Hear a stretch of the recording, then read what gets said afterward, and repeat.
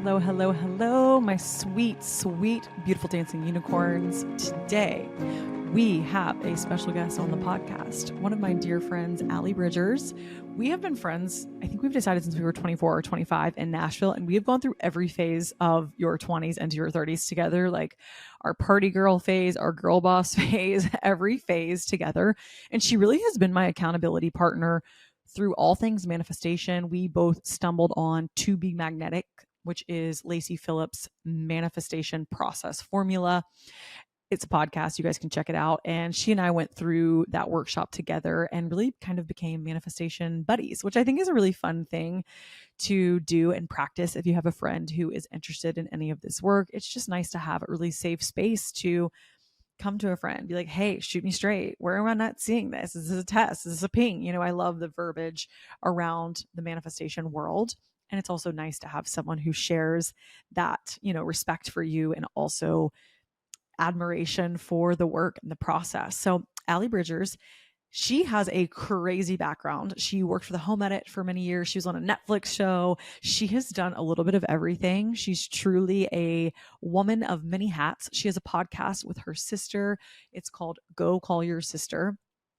They are so cute and so fun, and I just adore both of them. I feel like they are my sisters, and I really resonate with Alli's little sister. We are quite similar, and I think that's why Alli and I are such a good energetic match, because even though I believe I'm a year older than Alli, I still feel like I'm like, Alli, you give such good big sister energy. So we love her. She's a queen.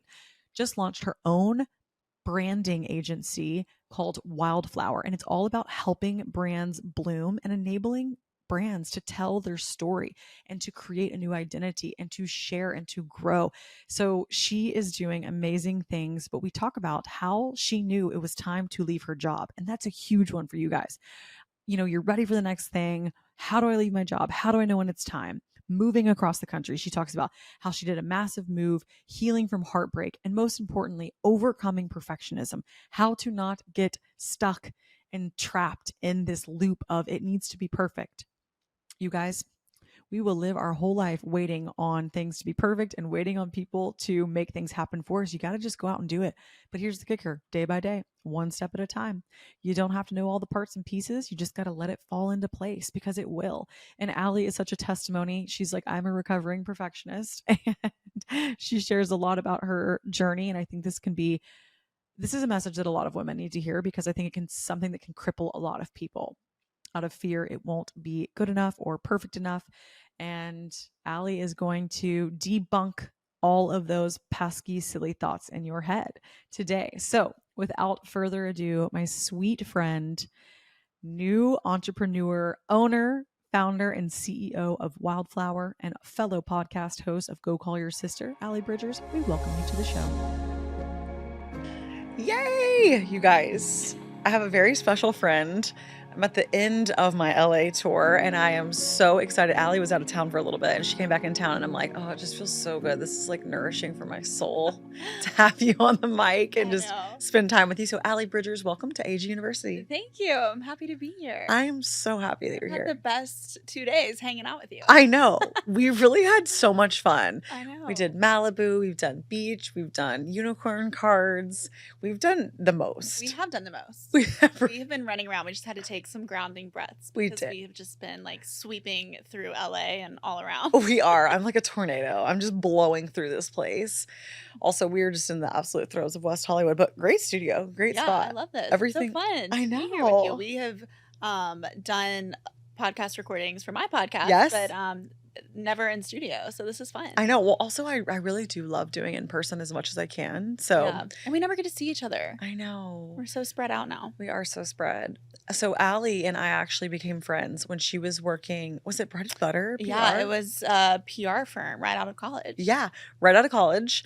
And I was just a young hip influencer on the fly at the time, a micro influencer. And Alli invited me to, it was some type of restaurant opening or something in Nashville. Yeah, some opening. I was on her roster. Do you know what it was? What? It was the Firepot Nomadic Tea Party. What a specific, how did you remember that? I don't know. It just came to me, which is so ironic that was the first time we like hung out, because it was very like everyone was on cushions on the floor and like the vibes were vibing. Are the vibes were vibing? Everyone's vibing. Is that place still open? No, not the brick and mortar, but I think they are still around. Yeah. So I don't know, we gotta check it out. Yeah. Our origin story. But then we just really hit it off. You know what? I think we were both listening to the Almost 30 podcast. Yeah. And I feel like we bonded over some type of manifestation, some type of spiritual girly energy. Maybe it was Lacey Phillips. I don't know. So we are going to talk a lot about To Be Magnetic today, probably because Alli has always been my manifestation accountability buddy. And vice versa, like anything that's going on in our life. So we do like to use the To Be Magnetic languaging, which is always like ping, which is taking an inspired action, or an expander, which is like someone you would aspire to be like in some way. Right. Someone that's showing you what's possible. Also, let's see what she always says. What are you calling in? Like, what are you manifesting? Another one is tests, when the universe is testing you. And you know, basically it's if you were to create a manifestation list and, you know, 75% of the list is there, but the other 25 is not, the universe is testing you to see if you will hold the faith, trust that the full 100% is coming and that you're worthy of the 100%. So tests are another one that Alli like, okay, listen, I think this is a test. And I'm like, okay, tell me, run me through all the details. So yeah, I love how we don't talk every day, obviously, because we, you know, we're in different places, but whenever we do talk, it's like 2 hours long of us like, oh, I had this test come up, or, you know, this is on my list. Yes, we're always, I know, it is so fun because it's fun. We talk, I like that we have a little bit of time in between, because then that's when some magic will really happen. And you're like, oh my gosh, I just moved to LA and I got this shoot and all these things are happening. I was like, oh my gosh, this is crazy. So Alli, I've brought you here today because a lot of people I feel are in the in-betweensies. In between seasons, right? We're wanting a certain outcome. Maybe it's time for us to leave our job, start a new career, start our own thing, go out on our own, start a new manifestation. And I just felt like you were the perfect person because you have really been in this, like, I'm jumping off of a mountain and I'm gonna fly phase of just not knowing what's on the other side, but I'm just gonna take off. And I'm really proud of you for that, because I know that has been something that you're like, no, I'm just gonna do it, because why not? So Alli, take us through kind of your recent situation. Last job. Give us a little bit about you and kind of what's been going on. It's so funny because if I would have woken up as myself now, like 5 months ago, I still would be like, this is like my life is totally different. Yeah. It's crazy. And I to kind of talk a little bit about my background, I went to Ole Miss and graduated from college, moved straight to Nashville, started working, and I'm the typical oldest child, type A, Which human design, manifesting generator to AT. Always have to have lots of things happening at once. And yeah, so I moved to Nashville, you know, started out in a job working in PR, you know, like I said, that's how we met. And from there I moved to the Home Edit. I was on the brand team there. She was on Netflix season 2. Very briefly. She was there. But yeah, that was a really fun experience too, because I was around a lot of women who were very expansive to me. Clea and Joanna, the founders of the Home Edit, and also while I was there, we were acquired by Hello Sunshine. So getting to work in the company that Reese Witherspoon founded was really, really cool and just an amazing experience. So yeah, I think, you know, a lot of my 20s were me kind of moving through the motions and doing the things that I think people expected me to do. And I just had this realization, like, towards kind of within the past year, of just like knowing that I was meant to be doing something else, but not knowing what it was yet. So I was in that in-between period, which can be very, very frustrating. And yeah, I just decided, I'm like, I'm going to stop waiting for someone to invite me to do something. Like, I'm just going to stop and I'm going to just jump and do it. Right. And I've always wanted to work for myself. I've always been very independent and driven, and so that was just something that has always been at the top of my vision list, the top of my manifestation list, starting my own thing. And I've started different things in the past, but they've never been like fully full-time or anything like that. And so I wanted to just jump completely, and that started with moving. I had been in Nashville for 7 years, and I love Nashville. It's very near and dear to my heart, and it's my home. Like, I have a great community there, and I just needed a change. And so I moved to Nashville. I went through a horrible breakup this past spring. Yep. And long story short, I ended up meeting my current boyfriend, and very shortly after, we decided to move to LA together over the summer. And we did. We just decided really quickly, and things just started moving. And I feel like when you jump off a cliff, like the next one comes up very quickly. And it's just like, are you going to jump from here? Are you going to jump from here? And it just Keep gets jumping. higher and higher and higher. And I think the universe does test you to see, like, will you jump? And so the moving was a big jump for me. And then after we got here, I had the opportunity to quit my job and start my own marketing venture, which I am in the very early stages of, but it's really fun. And So proud of you. just, for me, what I love to do is bring visions to life. I'm very good at executing and just kind of taking something from the idea stage and putting it into reality and making it a thing, like an actual physical thing. And so, my vision for this company called Wildflower, helping brands bloom. I love But yeah, my vision is working with founders to just bring their visions to life in whatever way that comes about, whether it's experiential, whether it's building out their website, their social media, just finding the best way to tell their stories and bringing them to life. And so that's what I'm doing these days. And yeah, it's been a wild ride. It's been a crazy ride. So Yeah. I'm going to dissect a couple things. Just obviously, I'm on the inside and I know a little more details. Yep. So first of all, I want you to tell them the moment where you're in your previous job where you're like, okay, I've got to leave. I have no idea where I'm going. Mm-hmm. But what was the feeling? How did Yeah. you know it was time? I've actually had a lot of moments this past year of knowing that I need to be doing something different without knowing what it was. Just kind of like jumping into the unknown. First, I think that was with my breakup.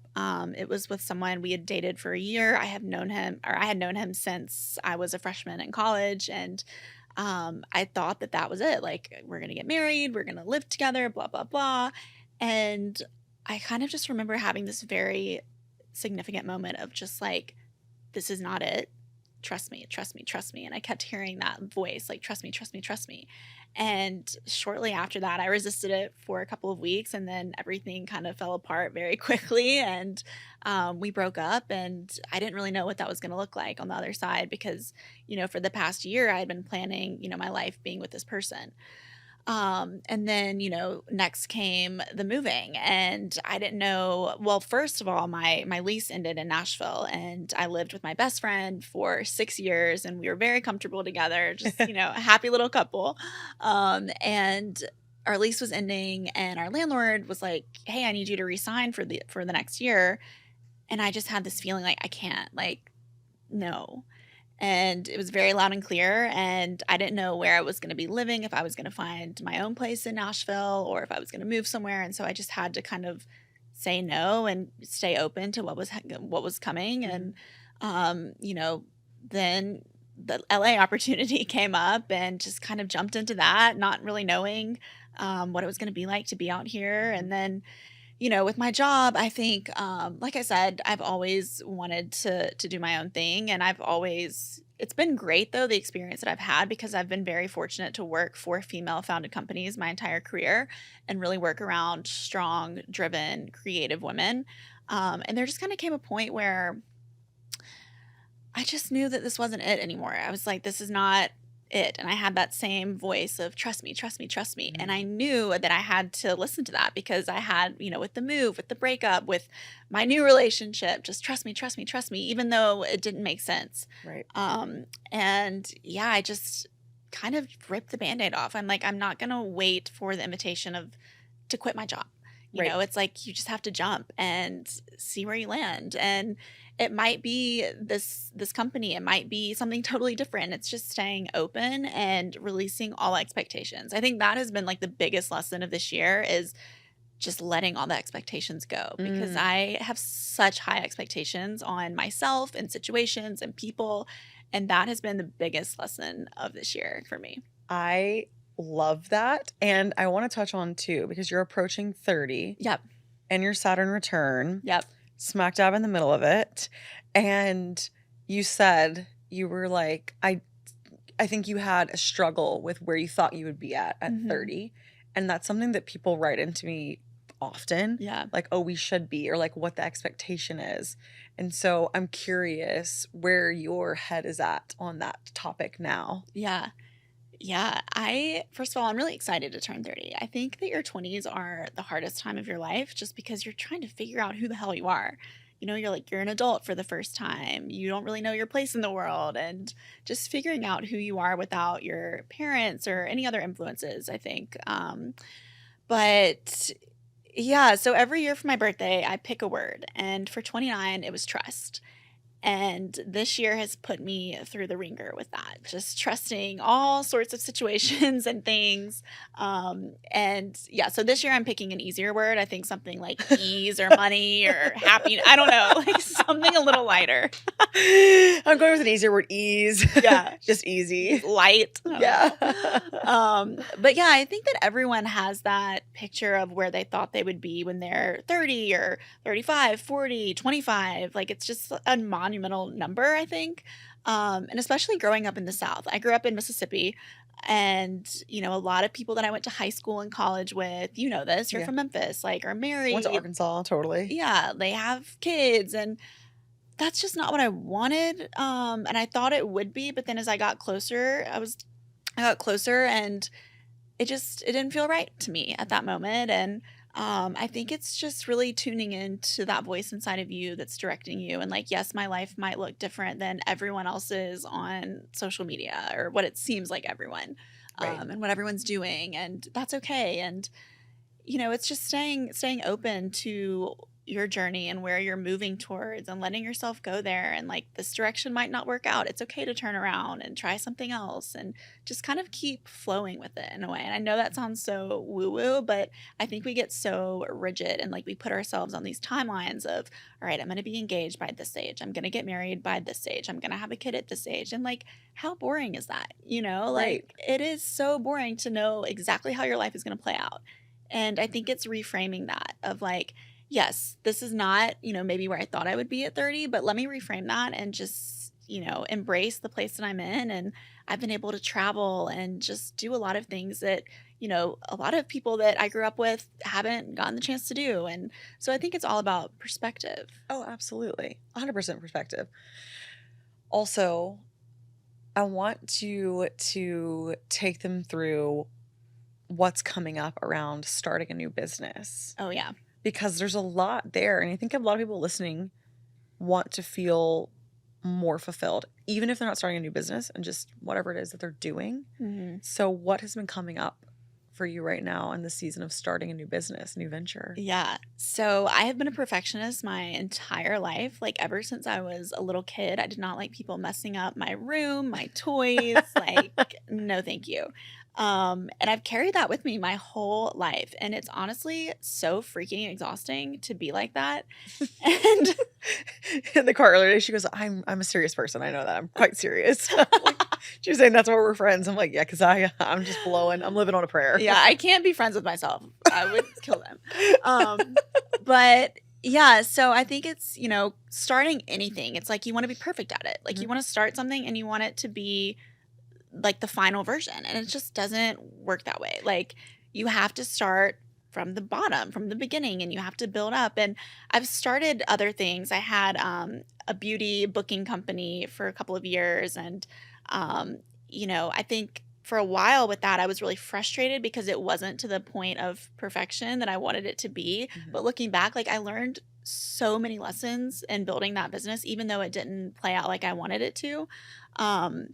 But yeah, I think, around starting Wildflower, I've experienced a lot of fear of just like launching it and it not working out, or not being perfect. And I think something I've learned about myself is, and like perfectionists in general, is instead of, with starting something, it can often turn into like procrastination and like hesitancy, and kind of you freeze because you want it to be perfect so bad, and you're kind of scared that it won't be. So you just kind of go into like freeze mode. And I think that you and I talked about this on the beach the other day in Malibu, that it's just putting out that one stone and taking that one step. It doesn't have to be like, okay, this is the entire path. Like this is the plan from point A to point Z. It's just A to B, B to C. Yes. And that's something that I'm really embracing with this. And also just like how you want to feel while you're doing something. I think, doing my 9 to 5 corporate girl job, I don't want to take that feeling into this. I want to be really intentional in how I want my days to feel. And you and I talk a lot about like, instead of focusing on the long term, what does it look like? It's more so like, how does it feel to wake up every day and own your own business and work with these types of clients? How do you want to feel as a founder, as a leader? How do you want to come across to people that you want to work with? Right. Oh, absolutely. I think there's so much of the building phase. Even as you said, like, I love your example of, you built this other company, your beauty subscription concierge. I don't even know how to describe it changed a couple of times. Yeah. But still, it was something that you were really passionate about and you really put yourself out. And you guys, Allie would hold like board meetings at her home. She would get like 30 girls together, all her girlfriends. We would have like a charcuterie board. And she had a PowerPoint presentation for us and took us through her vision and asked us for feedback. And you were really inspiring to me in the sense of how, one, anytime any of us girlies have an idea, like, but you guys make a little PowerPoint, invite your friends over for some popcorn and movies and be like, listen, I'm going to show you a quick PowerPoint, get a little feedback. Because it really shows me, one, you took that business so seriously from the beginning. You were like, I'm doing this. This is a thing. You built it out. She built the software. I mean, it was a whole production. And all of those skills are going to perfectly feed into this next business that you're doing. So I always want to tell people, and we talked about this, like, there really is no mistake or no failures. There's not, even if, of course you wanted that business to take off full time, but you learned how to pitch yourself. You learned how to get investors. You were hustling. I mean, you had a partner. I mean, you really like went through all these phases on top of working, you guys, a 9 to 5 job. She did all of this like on the weekends. Like I was one of her test client or control group. And I loved it. I booked a ton of massages through her beauty app. I was like, absolutely. Yeah, you had a lot of points. I did. I love a beauty moment. But anyways, all that being said, I think it's really good for everyone to hear that, even in the car today, you're like, I don't regret that at all. For sure, it didn't pan out, but that's us releasing the expectation. Oh yeah. Because now when you start this with Wildflower, who knows, your first client could be a beauty client. You'll be like, listen, I've got all the data, I've got all the information, and there's no mistakes and there's no coincidences. I think it goes back to what we were talking about, just like letting life flow and take you where it's going to take you. And especially being a perfectionist, like you have such high expectations on everything you do, but reframing like, okay, yes, it did not pan out the way you thought it was gonna pan out, and that's okay. Look at what you learned. And Wildflower, this might not be the be all end all. Like this could lead me to another business and then another one after that, and that's okay. And I think that we have such a warped view of success because with social media, it's like you see everyone's highlight and all the things that are going right in their life, but you don't see like all the hard days and the work that goes into what you're building. And it's not gonna look perfect and shiny, and that's okay because you're gonna learn from it. And you just have to know that you're not stuck in any place. Like you started this business and it's time to throw the towel in. Okay, walk away from it. Like no one is gonna care except for you. Like you just can't place that judgment on yourself. And, for another example, like you could move somewhere and take what you need from being there and move. Like we were in Nashville or we were in LA for 2 months and we decided, we've gotten what we needed out of this and let's move on. And it was short, but it was worth it to me. I don't regret that at all either because I would never have quit my job if it would not have been for LA. Yes, if your lease had not come up, if the LA opportunity had not presented itself, you would still be at your job. So the universe was like, okay, we got to just move her around. We got to ping her around a little bit. It's like a little... Shake her up. Yeah, shake her up. Give her a little shake up and then send her on her way. Because it's like, where you're meant to be. And like you said, you're someone that, you've had a plan. You've been serious. And I'm so proud of you for just being like, I don't know what the plan is. I don't know what the next step is. We're going A to B. Yeah. B to C. Yeah. We're taking it little by little and just allowing it, but everything has flown perfectly and everything that you needed has been provided for you. And it's really crazy when we allow ourselves to step back and be like, oh wow, I did that. Like everybody listening, I want you to look at the last year of your life and there were some very hard moments and look back and be like, I did that. Yeah. I moved that mountain. And this is what I learned. Yeah. It might not have panned out exactly how you thought, but that's okay. It's just taking that harshness off of yourself and being really gentle. I think that's something that I struggle with because I am my harshest critic. I am very hard on myself. And I think the lesson in all of this has been have some grace for yourself and let yourself just be, like, and I know that sounds so simple and it's so hard, but yeah, just take away the criticism and just embrace the things that you've learned. I love that. I remember when you were like, I'm just gonna be. Everything Yeah. Alex said, that was like one of your words. It was like Yeah. 28. Yeah, it You're was like, 28. I just want to be. I just want to be. And I was like, I know. Someone always says we are human beings, not human doings. Yeah. And I loved that because like it is so true. Like if we could sit on this mic, I could have a spirituality podcast till the cows come home and talk about all the things. The most spiritual thing you can do is just exist. Yeah. Truly. Like if you think about it, all the limiting beliefs, all the things that we're working on, it's like all like stuff we've created, Yeah. And if we just really were to strip it back, like being spiritual is just like being your authentic self. Totally. Boom. That's all it is. It's so hard for people like me who are doers, and it's like do, and you run yourself ragged and into the ground. And I think that yeah, it's just I think also like for me, a lot of my worth was tied up in the things that I do and having to like earn it and like go out there and achieve. And that is so exhausting, like That I is said. exhausting. And, really just getting okay with the fact that like you're worthy because you're here. Like against all odds, like you were born, like Yes. you are a part of this universe and you're already worthy. Like you don't have to do anything to prove that. And it honestly gives you a lot more freedom to try things because you don't feel like you have to succeed at every single thing. It gives you the freedom to say, hey, you know what, that didn't work, but maybe this next thing will, and I'm going to take what I need from that and be done with it. Absolutely. Just taste test. I'm Yeah. such a throw spaghetti at the wall girly. Like the other day I was on a podcast and someone was like, oh my gosh, Anna Grace, AG University, I can't believe your first episode charted. That's crazy. I'm like, yeah. It was my first episode after posting every day on social media for 7 years. Mhm. You know what I mean? Like I feel like people get these glimmers of these highlight reels, but I'm like, first I was a wardrobe stylist. I was Yeah. a fashion editor of a magazine. I did social media. Then I was a shoe model at one point. I was a foot model. Okay. For a high-end designer shoe store. And then I got picked up in Nashville, and then it was like I got connected doing styling, and then that connected me to this. And it's like I have had 19 businesses Yeah. already. But I don't consider any of that a failure. I'm like, yeah, it's just the next step or a transition, or I pivot. I love to say I pivoted. Oh yeah. When something didn't work out, I'm like, I just pivoted. Big pivot. I'm just Because pivoting. honestly, like if you just stay with something just to stay with it, like what is the good in that? No. And I think there's like some like nobility. My mom used to say this. She's like, your generation is very like, has a lot of different jobs and very like jump around. And I'm like, yeah, I love that for us because at the end of the day, no one is going to give you a trophy for staying at your corporate job for 25 years. Oh, yeah. Like no one cares. I was actually really proud of myself recently because I started reading this book that I did not like Okay. and I just stopped reading it. I didn't keep going. And that goes so against my nature in so many ways. And I was like, look at that progress. That is the most Alli Bridgers thing I've ever heard. I just decided I don't have to read this book. Yeah, I'm done with it. But I do think there is this pressure for like us to we have to finish everything we start.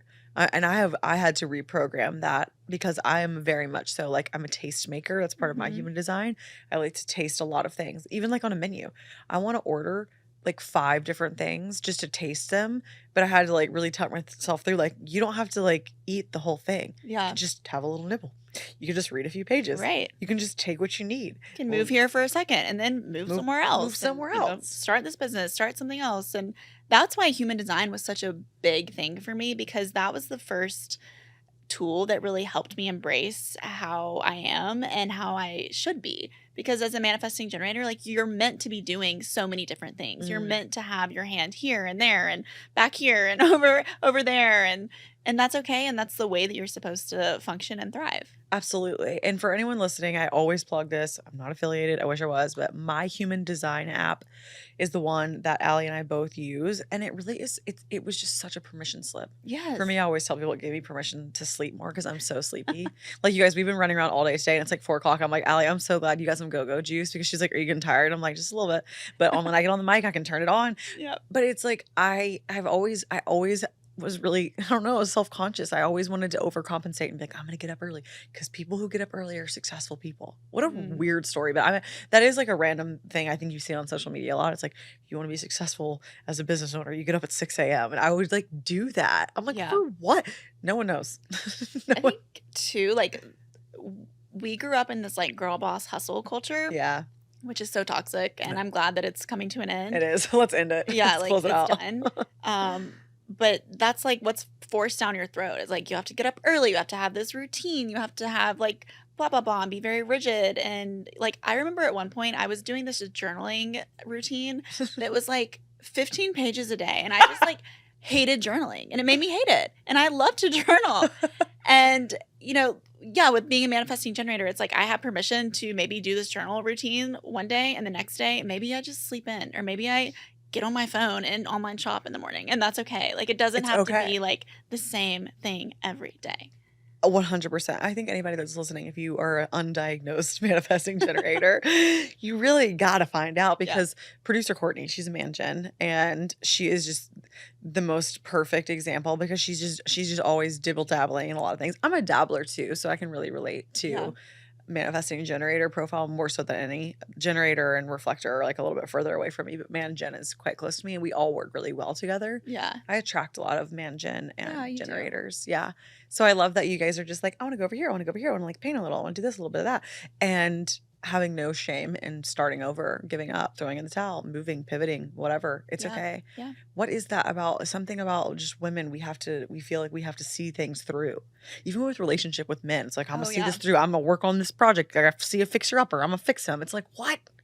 I think it's like that feeling of having something to prove. Like you have to prove that you're successful, and the fact that you can, stay with this relationship and force it to work, or like stay with this business and make it quote unquote successful. And you have nothing to prove. And I think when you realize that, and you realize that you're innately worthy without proving anything, it's so freeing. And I'm getting there. It's still something, it's a practice. You have to practice at it every single day. Absolutely. Well, and I always tell people, it's like once you start to realize the less proving that we need to do, the more that the better job, the better partner is Mhm. out there. We're actually just blocking ourselves from receiving, instead of thinking, I can't leave this because there's no one else out there and I'll be alone and all the things. Like, no. What if there's something better? What if there's a Yeah. better partner, someone that was more in alignment with you? But we stay in this needing to prove ourselves to people.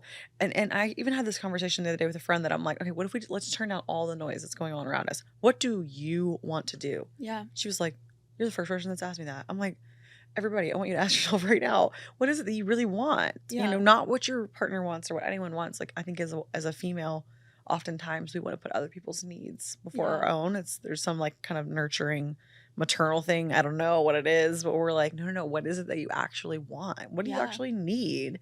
Nobody asks us that. And it changes. It can change. And you have to Yeah. give yourself the freedom to let it change. Like Yeah. what I want now is not what I wanted a year ago. And that's okay. And I think, going back to turning 30, it's such a pivotal time.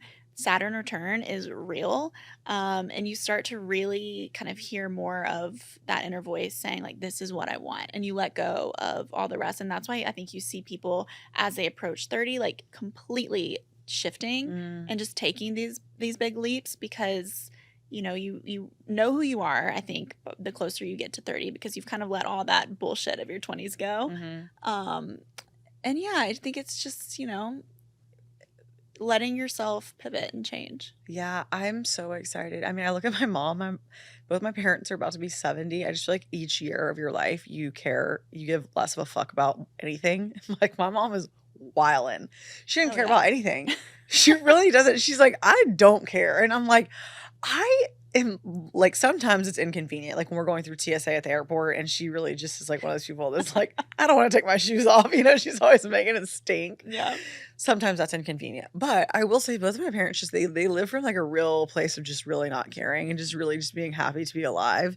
I feel like every year of my life, I care a little bit less. Yeah. And I do think too, the older that you get, the more connected you are to your intuition, to your soul's purpose, to all the things. And I think that can start for anyone listening. I mean, I have people that write in that are like, I'm 45 and I just started listening to your podcast and I just started tuning in to my intuition. I'm like, I really feel like the moment that you decide, you set the intention of like, I want to tune into my intuition. The moment that you even just make that decision, even if you're like, I don't know what that looks like.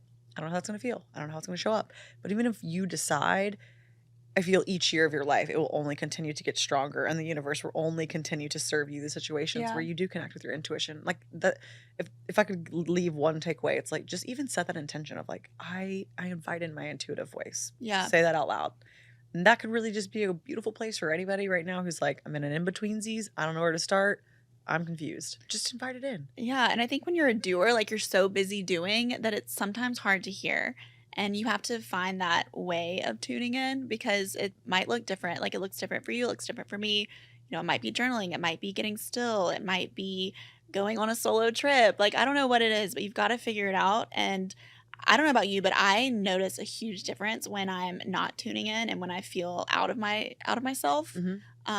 Because I think that those old habits of like self-criticism and just like the negative self-talk, like that's when those things start to tune in. So when I start picking up on those more, it's like, okay, let's get back to ourselves. Like let's, tune in. Let's figure out a way to hear that intuition and that voice instead of all like the noise. There's a lot of noise. Yeah. I think there's a lot of noise from what we've been told, just old thought. A lot of it's just like old recycled thoughts is what I tell people. And it's just like creating a new habit of like, no, as those like voice, like you said, harshness and self-talk, inner critic, like it's never gonna like 100% ever go away. I mean, I do think it will, but like thoughts that we're just like, I don't want to think that. It's Yeah. just like not really giving them power or attention. Yeah. And then slowly it just gets quieter and quieter, and then it fades, and it makes room for this intuitive voice to come in. Yeah. Because I do think that, Allie and I are both talking. Both of our partners are very similar in the sense of just being very kind, but also like very intuitive, very in their knowing without even really having to explain it. Like they're not like, oh, I got this ping. And like, me and Allie have all these words.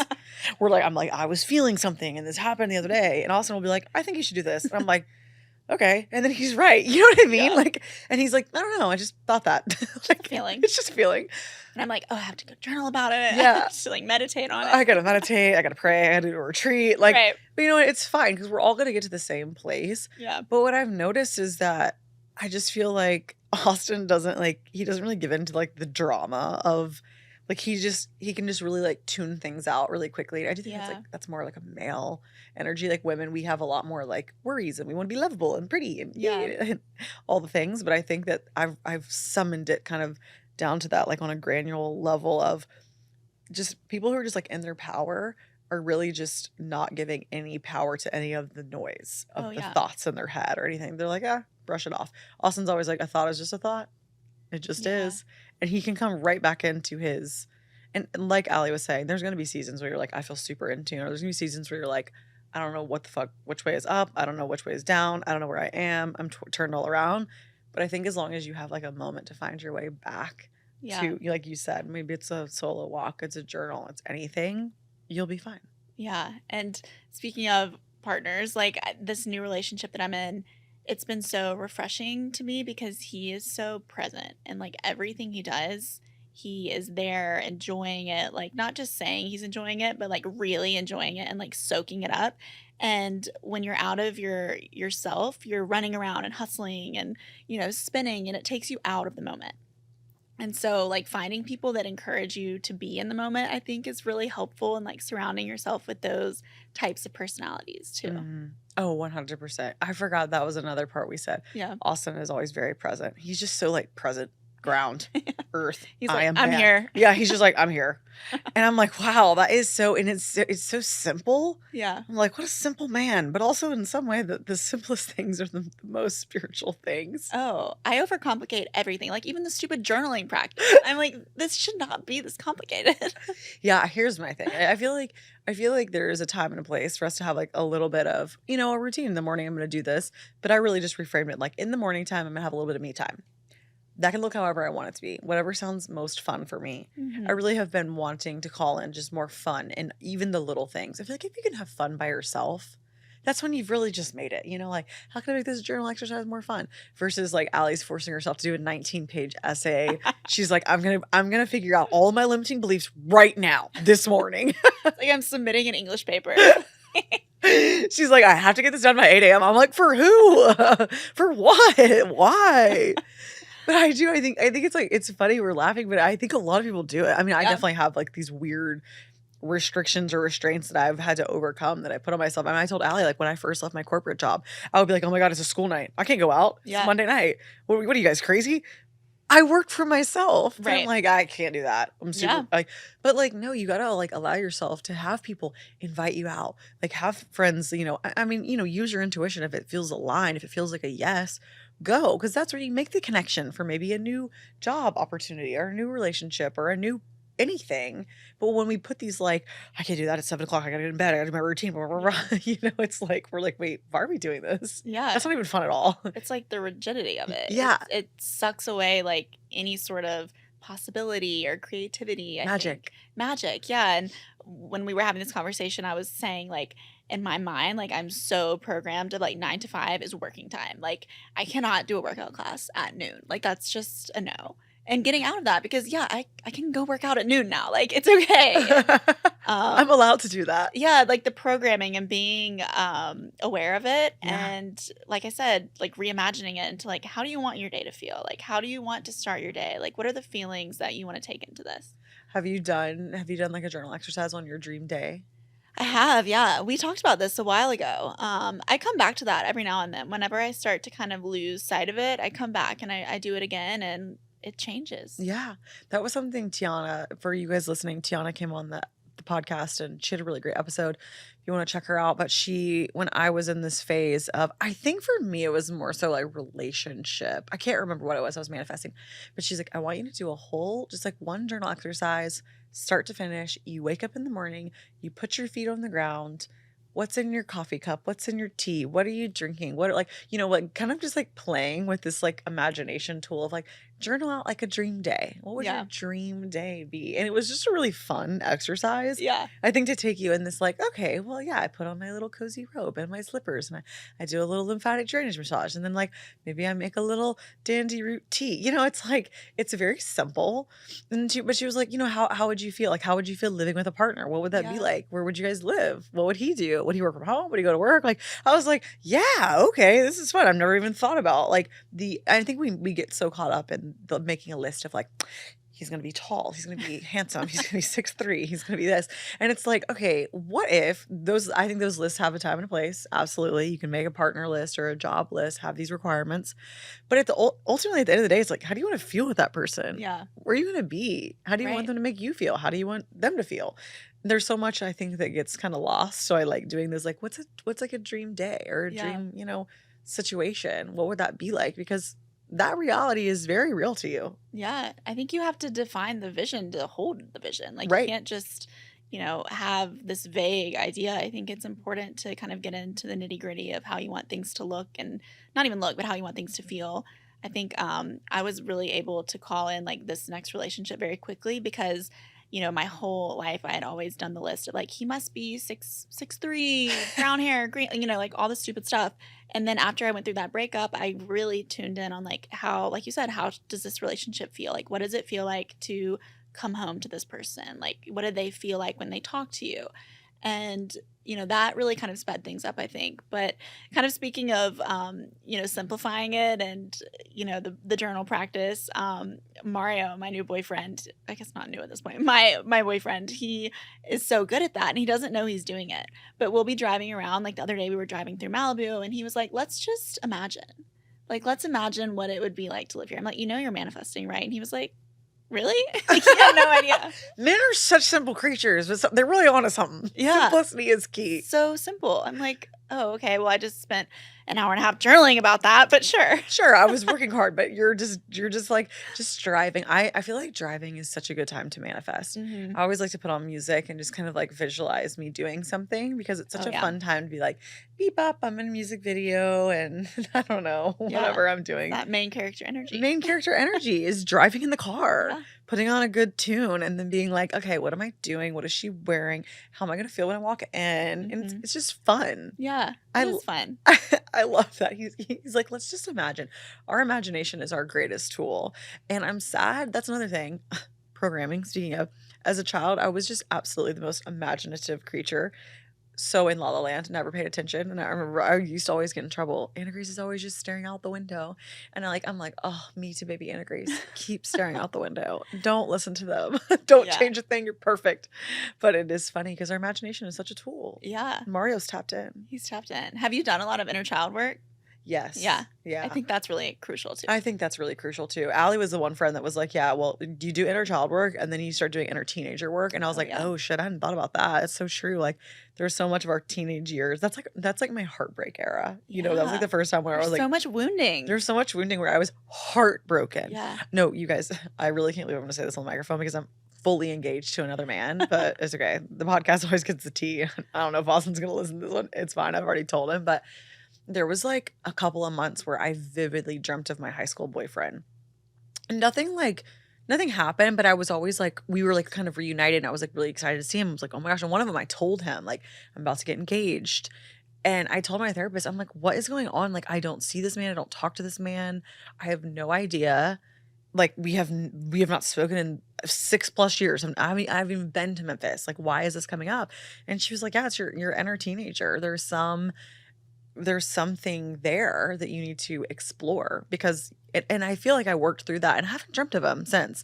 So it's like, I felt like that shadow for inner teenager. I've done a lot of the inner child and I feel like I've gotten to a really good place. And then it wasn't until like 6 or 8 months ago, Allie and I were talking about inner teenager because I'm like, that was a lot of wounding around, like dating and putting yourself out there and getting rejected and really being such a dodo bird on being like, I just remember I was just so like in love with this one guy and just so desperado 100, if he would break up with me, if he would take me back, like I just had no self-worth in those situations. And I think everybody goes through that. You have to learn the hard way.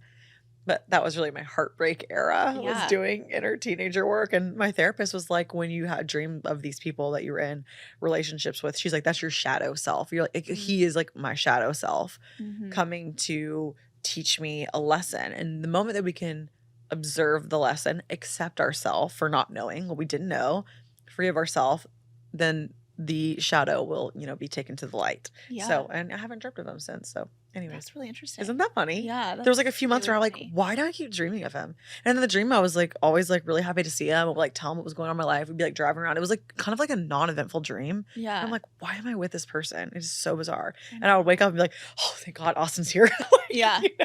Thank God I'm not in, like, I don't ever want to go back to those times. Right. It's so, it's crazy. It's kind of a pitiful time of my life. It's not that you want it, but your subconscious is like, I need you to come back here. Yeah, I need you to come back here and I need you to tell her it's okay. I need you to console this version of her that so desperately wanted to be loved by this man who was just absolutely yanking me around. Yeah. Like just a little Yorkie dog.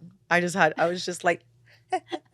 Well, you're so young. I don't know. I feel like, the inner child gets so much attention, but like the real work is with the inner teenager because that's the first time you really face rejection. I mean, of course, some people probably do as a kid, but like for me, rejection hit hard when I was like 17, 18, and you have to really like go back and like sit with those uncomfortable feelings. And it's tough. It is tough. I feel like my inner teenager probably needs a little bit more love, even as we're talking about that, because that was like when I was getting prescribed Adderall, Vyvanse years, like I have a lot of guilt as I've gotten older. And now that I'm like parenting Zane, who's like a soon to be teenager. And sometimes I'll get really emotional because I'm like, I was so horrible to my family. Yeah. I was just angry and I was on a lot of medication that I probably shouldn't have been taking. Maybe it wasn't the right dose. I don't want to get into that. I'm not a doctor. You do. But there was just a lot of guilt and also shame. Because I was going to say shame. Shame. Sure. Because I look and, I mean,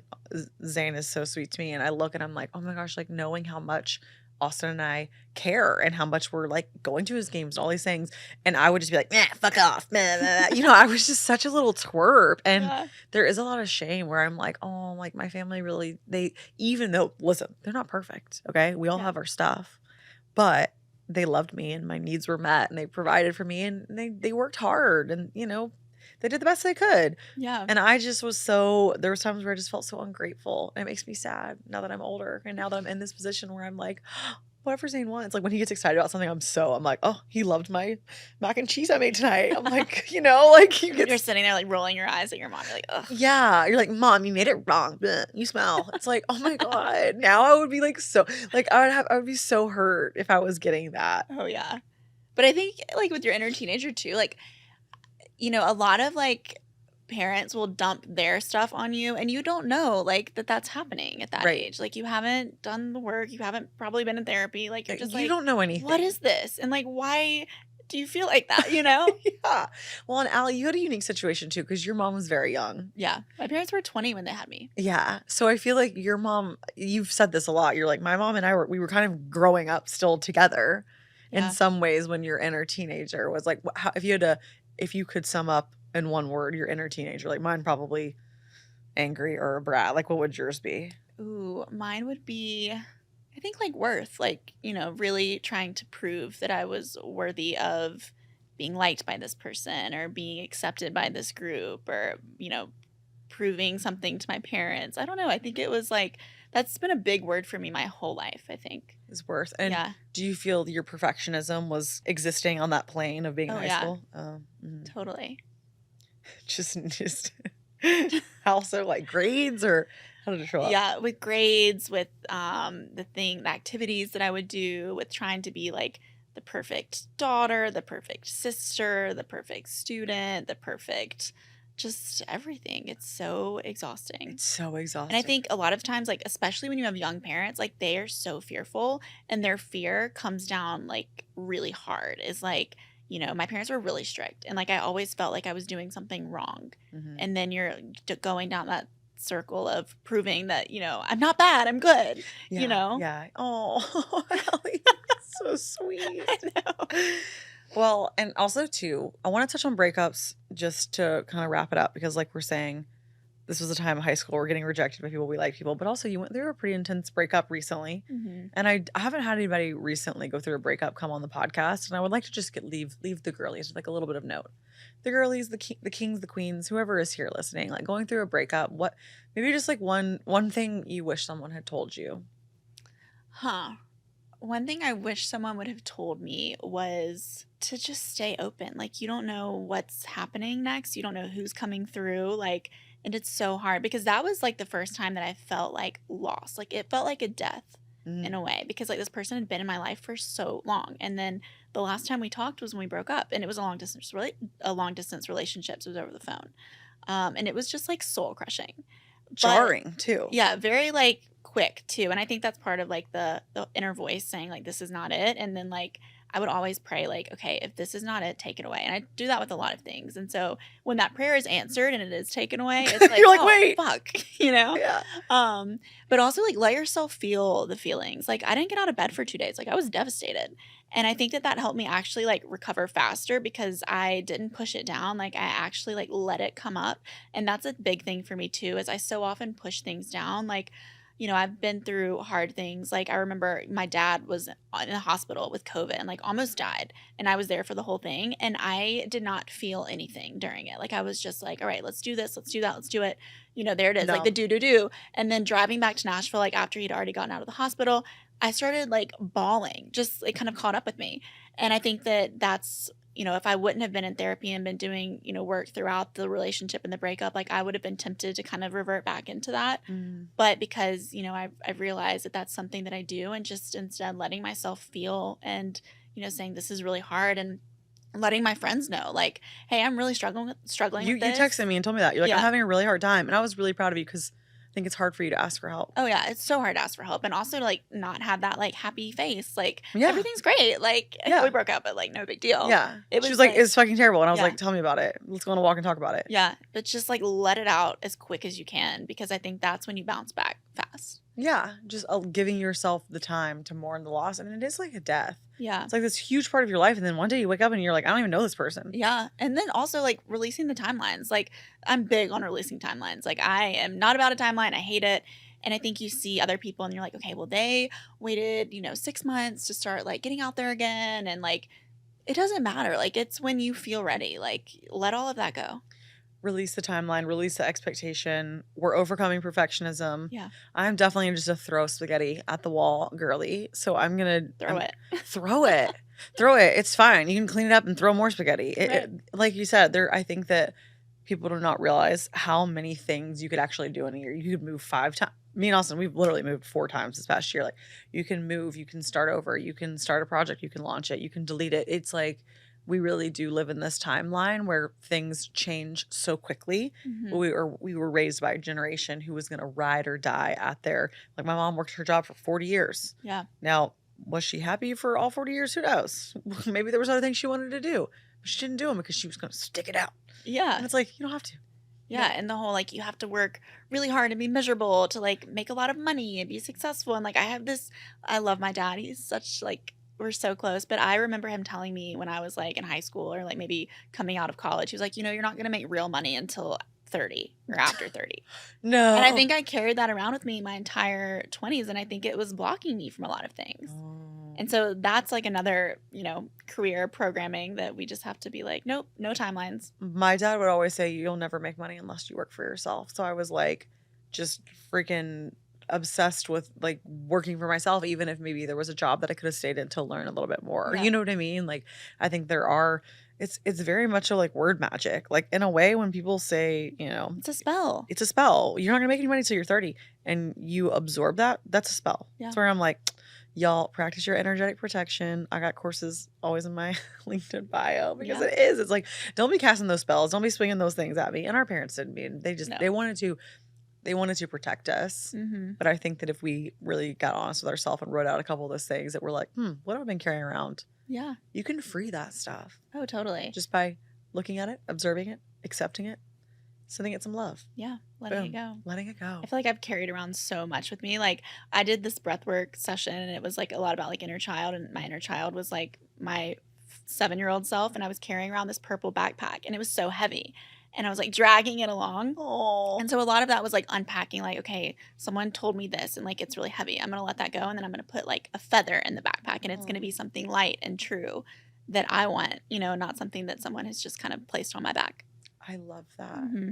You're in your inner child vision. She's literally carrying other people's shit. Yeah. She's carrying a backpack full of things people have told her to do. But it's funny because I see feathers all the time now. Like everywhere I go, it's really wild. That's your inner child. She's like, sprinkle, sprinkle. Yeah. Angels, Here's sprinkle, something sprinkle. light. Yeah, here's something light. You Yeah. don't have to carry it all. So for anybody listening who feels they've been carrying a lot, girl, put that shit down. Yeah. It's heavy and you don't have to carry it. Yeah. Especially if it's somebody else's stuff. Right. That's just permission today. Learn your human design. Learn more about yourself. Put some stuff down. Look for the feathers. Look for the feathers. Look for the lightness. Thank you, Alli, for coming on the show. Oh, thanks for having me. This went by so fast. I know, it really flew by. I was not expecting that. I wasn't expecting it already to be an hour. I'm like, wow, stay longer. I feel like we just got off the phone. Like this is what I we know. were talking This about. is what we would talk about on the phone. Tell us where they can find you. Tell us about the new business. Tell us all the things. Yep. So my personal Instagram at Alli Bridgers, Wildflower at Wildflower _ I'm sure you'll have all of that in the I'll show link it notes. in the show notes. Yeah. And then I also host my own podcast that Yes. AG has been I've been on several times with my sister called Go Call Your Sister. It's really fun. It's just, we started Sister Chat. We started it with the intention of just encouraging listeners to call the sisters in their lives, whether they're related to them or not. And we have a lot of fun. So much fun. I love you. Thanks for being here. Thanks for sharing all of your stories and your wisdom. I love you. Thanks for having me on. Love you. Bye. Bye. As always, I just wanted to say thank you so much for tuning in. If you feel so called or if it feels aligned, I would love for you to leave me a review here. I always love reading your beautiful thoughts and messages. And also you can find me at Anna Grace Newell on Instagram, TikTok, and YouTube. And I will link all of my courses, AG University course curriculum in the show notes, along with if you're interested in booking an Akashic Records reading with me. My scheduling link goes out in my newsletter. It goes out once a month and it's completely free. I would love to have you there. As always, I'm a proud professor and you get an A+ for making it all the way through the end. Love you.